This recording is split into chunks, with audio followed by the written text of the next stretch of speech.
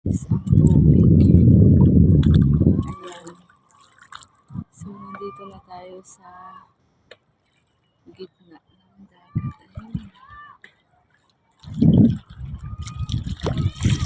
Mag-ano na kami dito, maglakad-lakad na kami.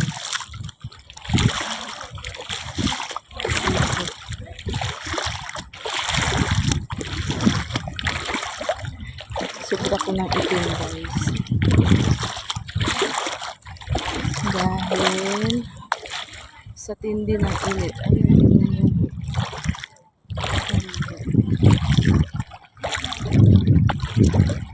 hindi malinaw yung tubig dito sa amin, guys. Kasi yung buhangin namin ay may halong lupa. Kaya, hindi malinaw yung tubig.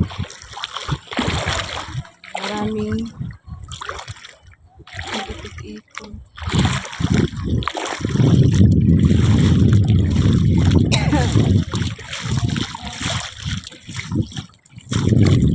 So guys, thank you for watching. Bye!